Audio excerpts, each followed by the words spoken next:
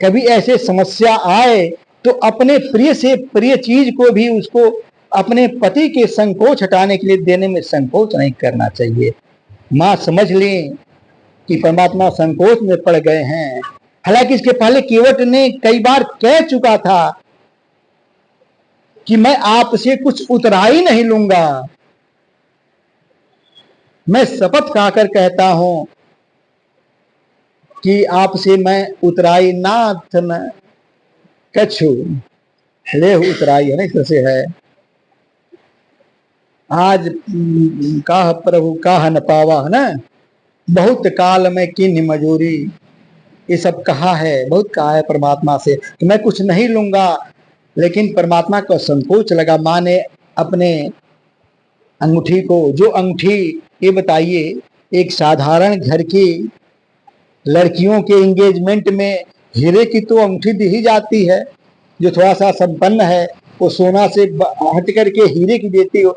तो जो राजा जनक की पुत्री थे, जिनके धन को देख करके, है ना, कुबेर भी लज्जित होते थे, उस घर को कितने, और जिनके धन को देख करके कुबेर भी लज्जित होते थे दशरथ महाराज जी के, तो वो कितनी महंगी अंगूठी दिए होंगे एंगेजमेंट में। वह एंगेजमेंट वाले मुद्री को मां ने उतार करके दिया है। और जब परमात्मा ने केवट को देने के लिए हाथ बढ़ाया, केवट अब तक जो लेटे हुए था चरण में, अकुला करके चरण को पकड़ करके कस लेता है, कहता है प्रभु आज तक तो मैंने यही सुना है कि बिटिया को दिया ही जाता है, बिटिया से कुछ लिया नहीं जाता, लेकिन आज आपने यह उल्टी रीति कौन सी चलाना शुरू किया कि मैं बिटिया से का दिया हुआ लूंगा। बहुत निवेदन करता है केवट, है ना, क्या कहता है, ये देखिए, उसके भाव देखिए।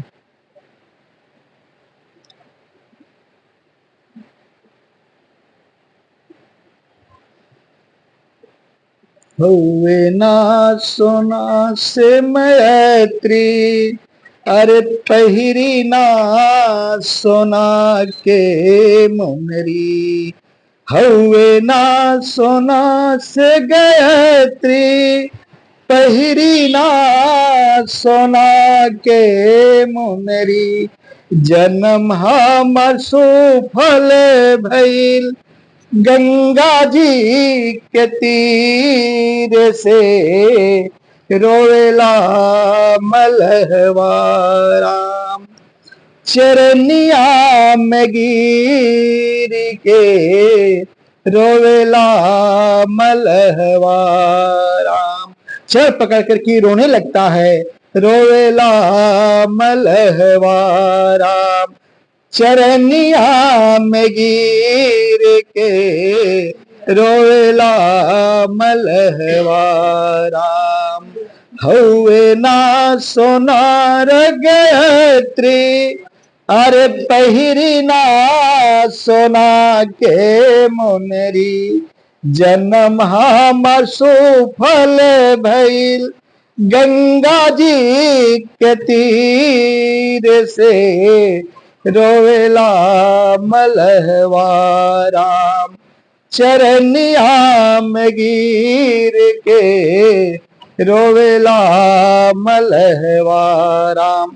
कहा प्रभु इस सोना से मेरा उद्धार नहीं हुआ, सोना से मेरा कोई लगाव नहीं है, लगाव इस गंगा जी के घाट से था और इसी घाट पर आप मिले हैं, इसीलिए मुझे हमारा जन्म सफल हो गया।